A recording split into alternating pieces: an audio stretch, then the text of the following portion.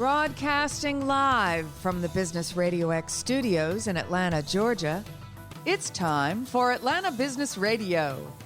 Brought to you by OnPay. Built in Atlanta, OnPay is the top-rated payroll and HR software anywhere. Get 1 month free at onpay.com. Now, here's your host. Lee Cantor here, another episode of GSU ENI Radio, and this is going to be a good one. Today on the show, we have Meraj Ahmed with Eidi. Welcome. Hi, how are you all? I am doing well. I'm excited to learn about Eidi. Please tell us what you're doing, how you serving folks. Yeah, so we're a Muslim-based holiday decor shop. Me and my co-founder Fatima Ahmed are both Muslims, and we just kind of realized that there wasn't decor out there for Muslims for our holidays, and a lot of people were having to DIY, and both of us are designers and artists. So we felt like we could best serve our community by creating products and having people be able to purchase quality products. So are you creating the products yourself, or you're kind of a place where all these products are curated? We're creating the products ourselves. So we're designing, manufacturing, producing, going through all of that. Well, how did you, what kind of products did you start out with? How has it evolved over time? So we wanted to start off smaller. We've done like gift cards and stuff like that, more of the stationary goods. But we're moving towards inflatables. We want to design our own lights. We want to do kits for people. So it started off with the simpler stuff, but we're definitely moving up. And then do you think it'll always be kind of designed and made by you guys, or is it going to be something that you're going to open it up for other creators? We definitely want to be able to bring more people into our team and more designers into our team, just so we can diversify our designs. But I think we would always be designing and creating our products ourselves.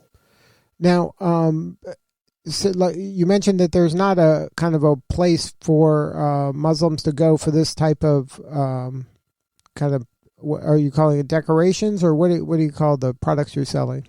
Yeah, just holiday decor. Holiday decor. So you said that most people are just kind of doing it themselves. They're just creating their own stuff. There's no place to go for anything like this.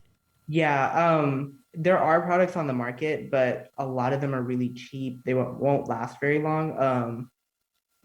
We bought some products from Amazon. Party City's a really big one that has products, but they're always generic. They're not quality. A lot of people buy them out of necessity from what we've talked to. And yeah, they just don't last, or they're not quality, or the product itself just looks bad. So we want to be able to have a place where it caters to people's aesthetics, and with people wanting to make their space so much like themselves, we want to be able to offer that for the holidays.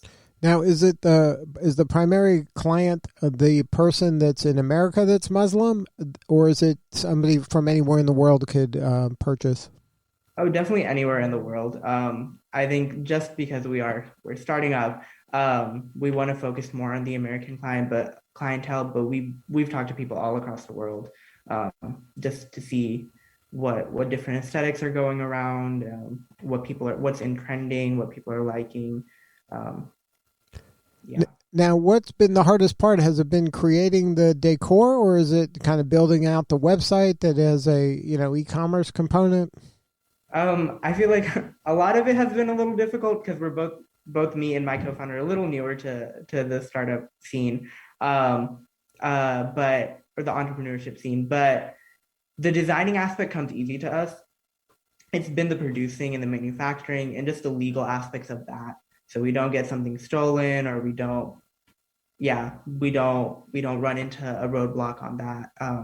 But that's been a little difficult, and with creating an e-commerce site, that's its own little thing. But we have a team that we can trust, who we can go to, and they've been helpful with that. So now, how has GSU ENI program helped you? It definitely made us create the company. When we joined Main Street, it was just an idea. And because of Main Street, we've been able to actually create this, make the idea physical.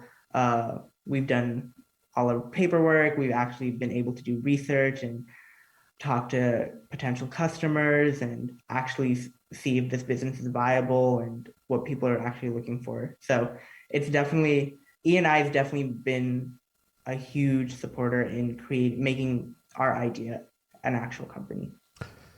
And what do you see the hurdles coming up? Like what is keeping you up at night? Uh, I think the legal aspect for sure, and just the accounting too. We're both not good with numbers, and I think that's always been like, oh, I don't want to do something, and then I'm I'm being fined $5,000 because I didn't fill out something, or so that's been a little bit of a fear for sure. Now, do you have a website that's up and running where people can go and see some of the stuff and order? Yeah, we have a landing page up just so people can see the products and what we're trying to offer. So if you ever are curious, you can always go to eidi.store, eidi.store, and check it out. And then can they actually order or they can just see stuff? They can see and inquire about products. Right now, just because we're making sure that we get all our ducks in a row for our big launch in March of 2022. We want to be able to just focus on that. So if you do like a product and you really want it now, we can definitely try and make that happen. But we're definitely focusing more for our big launch in March of next year. Now, are you looking to get funding or is this something you're self-funding with you and your families? We're definitely looking for a little bit of funding, but I think we're just organizing our things at the moment. So funding for sure in the future, and mentorship and guidance, I think, is the biggest thing. That's what you're looking for more, because there's a lot of e-commerce folks here in the Atlanta area, I'm sure, that would be willing to help you share some of their kind of scar tissue from learning how to do this. Yeah, we would love to know all the ins and outs of just managing an e-commerce site. Now, you mentioned you did some customer discovery. How did you go about doing that without having kind of an operational store? Um, Luckily, me and my cousin are both very involved in our community, and social media was a huge aspect of that. We already had a pretty decent following on our personal social medias, so we had a lot of people we knew around the world because of that. And we just reached out to them, and everyone was super supportive and responsive. And I don't think there was anybody who said they weren't interested in talking about the subject. Um, so that was the biggest thing, was just reaching out to people, and the support that they gave validated us even more. So you mentioned you have a landing page. Are you capturing email addresses of people who might be interested in this type of products?